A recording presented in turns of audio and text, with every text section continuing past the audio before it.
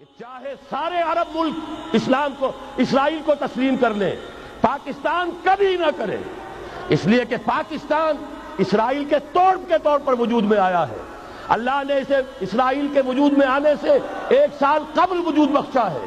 ہم کبھی تسلیم نہیں کریں گے۔ اصل میں تو جنگ ہمیں کرنی ہے، مقابلہ ہمیں کرنا ہے، وہاں تک تو ہماری فوجیں جائیں گی، حضرت مسیح کے ساتھ ہو کر لڑیں گی، حضرت مہدی کی مدد کریں گی۔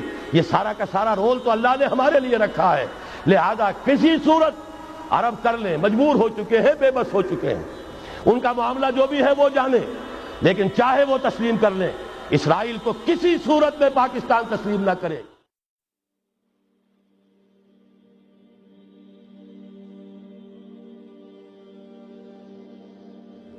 اسی طریقے سے فورن پالیسی کے ضمن میں 3 باتیں، بلکہ فورن کیا، وہ تو ہماری اندرونی بھی ہے۔ یہ اجلاس حکومت سے مطالبہ کرتا ہے، ہمیں اللہ کا حکم ہے اعدوا لهم ما استطعتم، طاقت فراہم کرو، حکم ہے، فرض ہے، واجب ہے، اور اللہ تعالیٰ کا بڑا کرم ہے، اس نے ہمیں ایٹمک نو ہاؤ، اس کی صلاحیت عطا کر دی ہے، واحد ملک ہے دنیا کا۔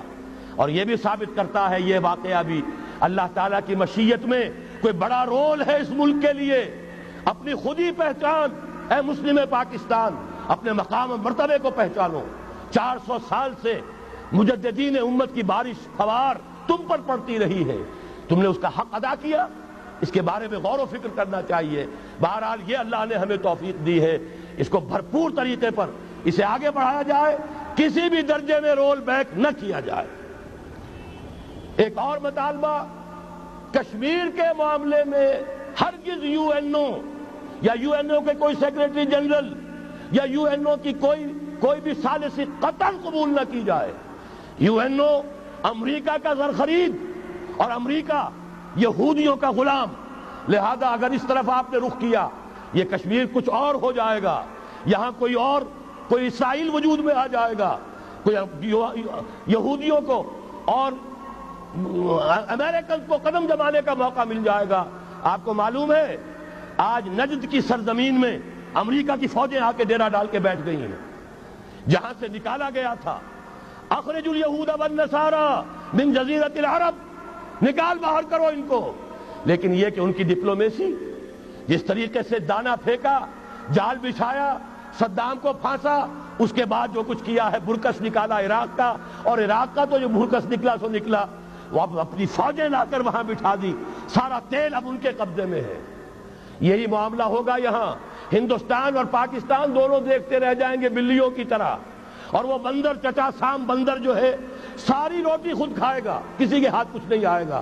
راستہ دوسرا ہے، بھارت کے ساتھ براہ راست گفتگو کرو، انہیں بھی ہوش آ جائے، کچھ آ چکا ہے، نظر آ چکا ہے، کشمیر کے حریت پسندوں نے ان کے ہوش ٹھکانے کر دیے ہیں۔ لیکن یہ کہ بہرحال باہمی گفتگو، اور اگر کوئی ثالثی کسی درجے میں، کوئی گڈ آفیسز، کوئی بھی ہمیں ذریعے درکار ہیں، تو جو پڑوسی ممالک ہیں ایران اور چین، ان کی مدد حاصل کر کے کوئی مفاہمت جو ہے لوکل طے کی جائے۔